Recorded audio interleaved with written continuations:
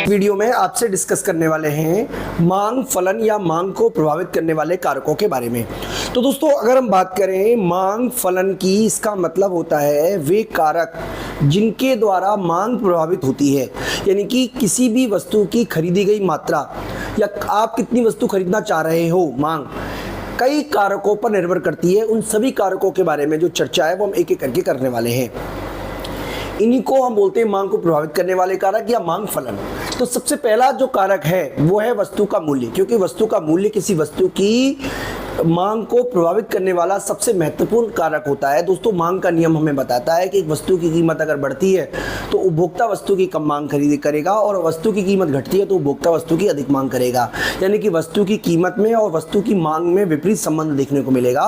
अगर एक वस्तु ऊंची कीमत पर मिलती है तो उपभोक्ता उसे कम मात्रा में खरीदेगा, और नीची कीमत पर मिलती है तो उपभोक्ता उसे अधिक मात्रा में खरीदेगा। यानी कि अगर मोबाइल फ़ोन की कीमत 20,000 से 25,000 हो जाती है तो कम उपभोक्ता उसे खरीदेंगे, और अगर 15,000 हो जाती है तो उसे उपभोक्ता ज़्यादा खरीदेंगे। बहुत ही सिंपल सी बात है, इसमें कुछ बहुत समझाने का है नहीं। इसके अलावा उपभोक्ता की आय, देखिए उपभोक्ता की आय जो है वो वस्तु की प्रकृति पर निर्भर करती है। मैं आपको समझा देता हूँ। एक तरफ ले रहे हैं हम उपभोक्ता की आय, उपभोक्ता की आय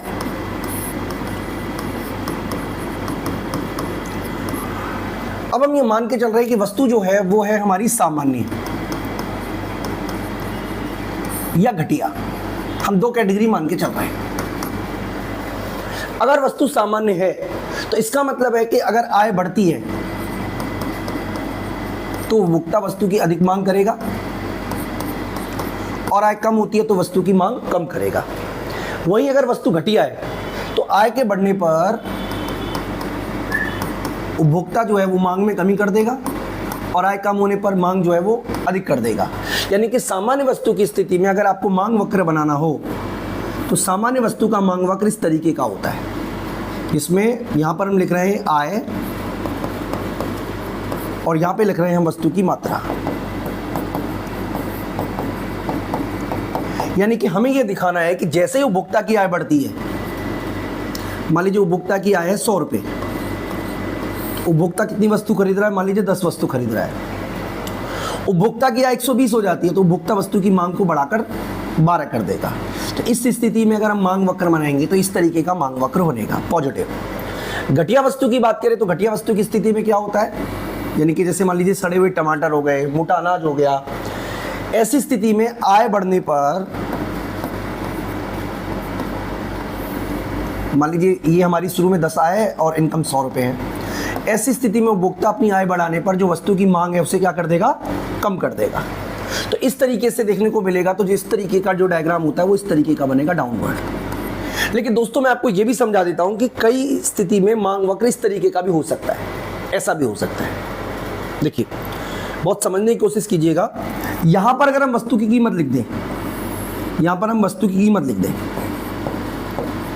और यहां पे मात्रा लिख दें, तो कीमत और मांग में तो विपरीत संबंध होता है, ये हम जानते ही हैं।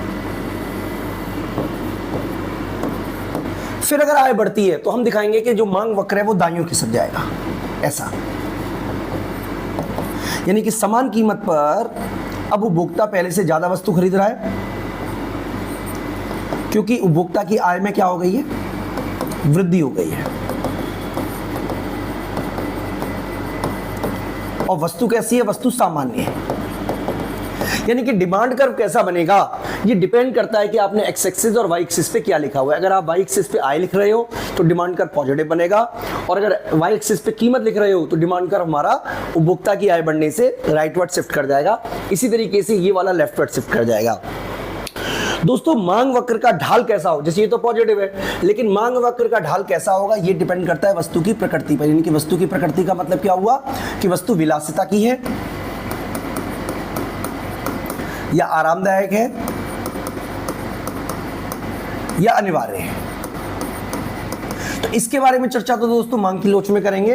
फिलहाल आप यहां पे समझ लीजिए कि उपभोक्ता की आय मांग को प्रभावित करने वाला एक महत्वपूर्ण कारक है। उपभोक्ता की आय में वृद्धि मांग को बढ़ा देगी, उपभोक्ता की आय में कमी मांग को कम कर देगी अगर वस्तु सामान्य है।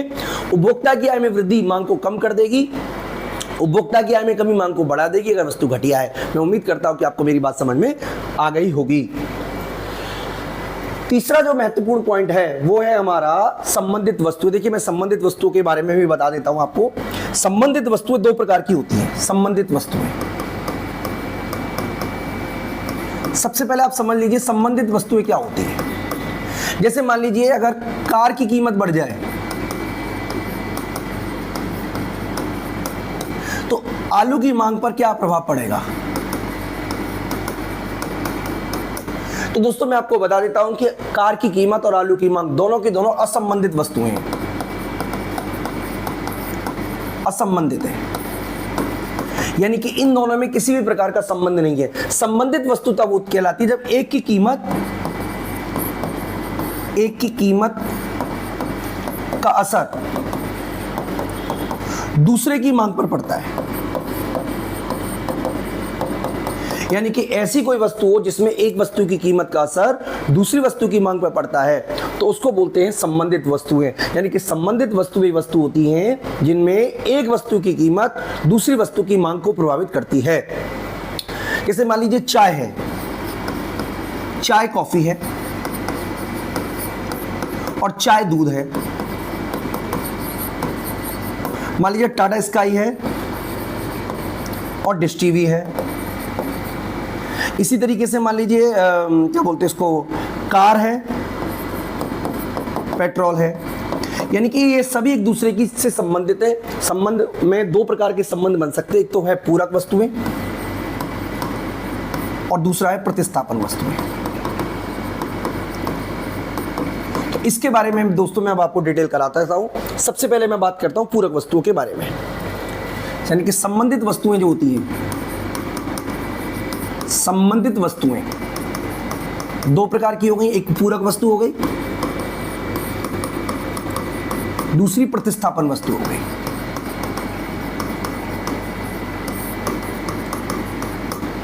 पूरक वस्तु क्या होती है, जिसमें जो मिलकर आवश्यकता को पूरा करती है।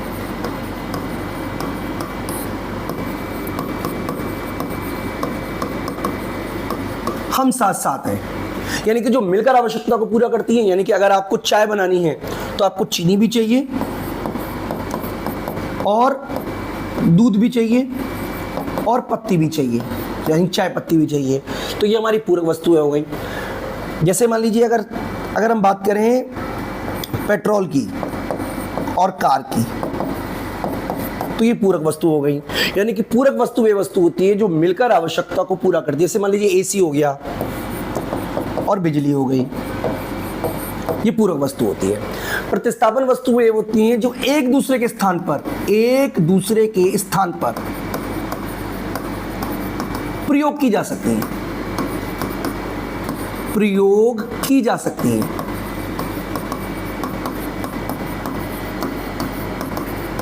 यानी कि जब आप वस्तुओं का प्रयोग एक दूसरे के स्थान पर कर सकते हो तो ऐसी वस्तुओं को हम पूरक वस्तु के नाम से, प्रतिस्थापन वस्तुओं के नाम से जाते। जैसे मान लीजिए टाटा स्काई है, डिश टीवी है। अब ये प्रतिस्थापन वस्तु कैसे हैं, क्योंकि एक वस्तु की कीमत दूसरी वस्तु की मांग को प्रभावित करती है। और टाटा स्काई की जगह आप डिश टीवी का भी यूज कर सकते हो। जैसे मान लीजिए सीएनजी कार है और इलेक्ट्रॉनिक व्हीकल कार है, ये भी प्रतिस्थापन वस्तु हो गई। यानी कि एक दूसरे को जब आप इस प्रतिस्थापन कर सकते हो, प्रयोग कर सकते हो, तो ऐसी वस्तु की कहलाती है प्रतिस्थापन वस्तु। एग्जाम्पल के लिए दोस्तों ले लेते हैं हम ले लेते हैं पेट्रोल और कार। तो अगर पेट्रोल महंगा हो जाएगा तो कार लोग कम खरीदेंगे और पेट्रोल सस्ता हो जाएगा तो कार लोग ज्यादा खरीदेंगे। यानी कि पूरक वस्तु की स्थिति में पेट्रोल की कीमत का असर कार की मांग पर पड़ रहा है। डायग्राम के थ्रू दिखाने की कोशिश करें तो यहां पे हम लिख लेते हैं पेट्रोल कीमत और कार मांग। तो बहुत ही सिंपल तरीके से समझ लीजिए कि पेट्रोल और car, price of petrol and quantity of car. तो जैसे पेट्रोल की कीमत बढ़ती है, कार की जो मांग है वो ऑटोमेटिकली क्या हो जाएगी, कम हो जाएगी। इस स्थिति में जो मांग वक्र बनेगा वो इस तरीके का बनेगा। ऐसा बनेगा। मैं उम्मीद करता हूं कि आपको मेरी बात समझ में आ रही होगी। दूसरी तरफ अगर हम बात करें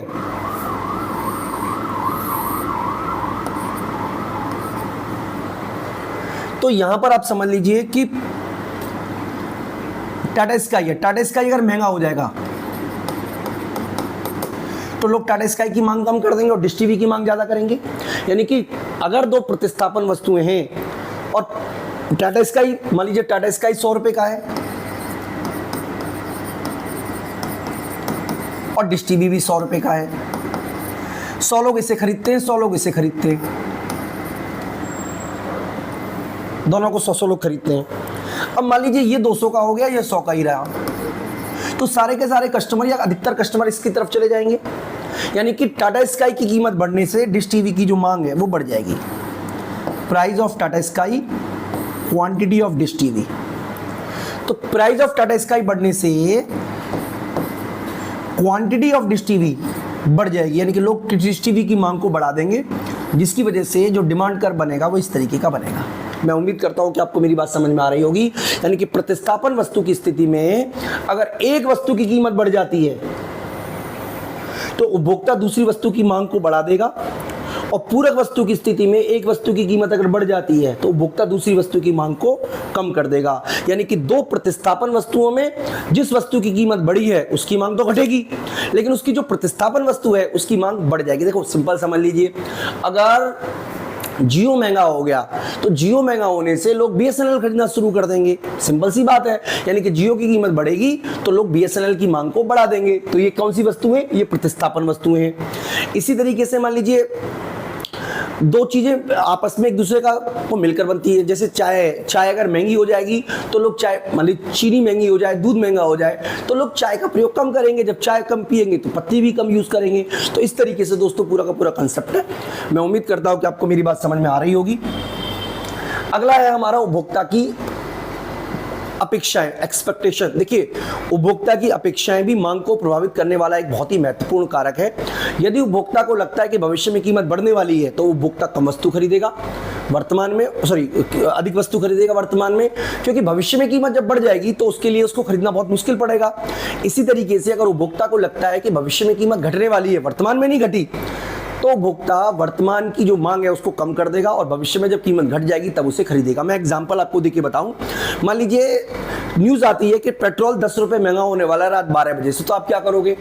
अभी तो महंगा नहीं हुआ ना, रात 12 बजे से महंगा हुआ है, तो आप वर्तमान में जाकर पेट्रोल की टंकी भरवा लाओगे। इसका मतलब ये हुआ कि अगर आपको लगता है कि भविष्य में कीमत बढ़ने वाली है तो वर्तमान में ही आप वस्तु को स्टॉक करने के लिए उसकी अधिक मांग करोगे। ये इसका कंसेप्ट है। इसके अलावा दोस्तों रुचि और प्राथमिकताएं। किसी भी वस्तु की मांग उसकी रुचि और प्राथमिकताओं से सबसे ज्यादा प्रभावित होने वाले कारक में से एक है। अगर उपभोक्ता की रुचि, फैशन, टेस्ट किसी वस्तु के प्रति बढ़ता है तो उपभोक्ता उसकी अधिक मांग करेगा। मान लीजिए कोई हीरो नए तरीके के डिजाइन पहन के कपड़े आ जाता है, फैशन में आ जाती है कुछ, तो लोग ज्यादा खरीदेंगे। या मान लीजिए बारिश होती है बहुत तेज से, जब बारिश बहुत तेज होगी तो लोग ज़्यादा मात्रा में पकोड़े खाएंगे तो पकोड़े की डिमांड बढ़ जाएगी। यानी कि फैशन हुआ, टेस्ट एंड प्रेफरेंस हुआ, सीजन हुआ और एक तरीके से अफवाहें हुई, ये सब चीज़ें मांग को प्रभावित करती हैं। तो दोस्तों मैं उम्मीद करता हूं कि आपको बात समझ में आ रही होगी। इसके अलावा सरकारी नीति भी मांग को प्रभावित करने वाला एक कारक है। अगर सरकार किसी वस्तु पर कर लगा देती है तो भारी कर के कारण कीमतें बढ़ जाती हैं। कीमतें बढ़ने की वजह से उपभोक्ता वस्तु की कम कीमत खरीदेगा। इसी तरीके से अगर सरकार किसी वस्तु पर सब्सिडी देती है, आर्थिक सहायता प्रोवाइड कराती है, तो उपभोक्ता उसको ज़्यादा मात्रा में खरीदेगा। सरकार के द्वारा ईवी खरीदने पर सब्सिडी दी जाती है। सरकार के द्वारा अगर आप अपनी छतों पर सोलर पैनल लगाते हो तो सब्सिडी दी जाएगी। इसकी वजह से लोग अधिक मात्रा में प्रोत्साहित होंगे ईवी कार खरीदने के लिए और अपनी छतों पर आप कह सकते हो एक तरीके से सौर ऊर्जा का उपकरण लगाने के लिए। तो इसका पर्पज सरकार का सब्सिडी देने का यही है कि सरकार जिस चीज़ की मांग को बढ़ाना चाहती है उस पर सरकार सब्सिडी देती है, और सरकार जिस चीज़ की मांग को कम करना चाहती है उस पर सरकार भारी मात्रा में कर लगा देती है। इसी तरीके की पॉलिसी सरकार शराब, तंबाकू जैसे प्रोडक्ट पर लागू करती है, जहां पर सरकार इनके उपभोग को कम करने के उद्देश्य से इनकी वस्तुओं पर भारी मात्रा में कर लगा देती है। इसके अलावा दोस्तों जनसंख्या का आकार भी मांग को प्रभावित करता है। अगर जनसंख्या का आकार बढ़ रहा है तो मांग बढ़ेगी। इसके अलावा शहरी जनसंख्या या ग्रामीण जनसंख्या उस पर भी मांग डिपेंड करती है, और महिलाएं बढ़ रही हैं या पुरुष बढ़ रहे हैं उस पर भी मांग प्रभावित करती है। यानी कि ये सारे कारक मांग को प्रभावित करते हैं। अगर महिलाओं की संख्या बढ़ रही है तो डेफिनेटली मांग पर इसका ज़्यादा असर देखने को मिलेगा कंपैरेटिव पुरुषों की संख्या बढ़ने से। इसके अलावा दोस्तों आय का वितरण, यदि किसी देश में आय का वितरण समान रूप से वितरित है तो मांग काफ़ी हद तक स्थिर रहेगी, क्योंकि अमीर गरीब के बीच का जो गैप होता है वही मांग को क्रिएट करता है। जो अमीर लोग हैं ज़्यादा वस्तु खरीदते हैं, ठीक है जी। अगर आय की समानता बढ़ती है तो लोग लग्जरी वस्तु की मांग करेंगे, आवश्यक वस्तुओं की मांग कम हो जाएगी। यानी कि अमीरों की आय बढ़ती है तो लोग महंगी कारें खरीदेंगे, महंगे घर खरीदेंगे। तो दोस्तों ये पूरे के पूरे कंसेप्ट है जो मांग को प्रभावित करते हैं। बेसिकली इसका मतलब क्या है, मतलब ये हुआ कि किसी भी वस्तु की मांग किसी एक कारक पर प्रभावित नहीं करती बल्कि बहुत सारे कारक पर प्रभावित करती है। अगर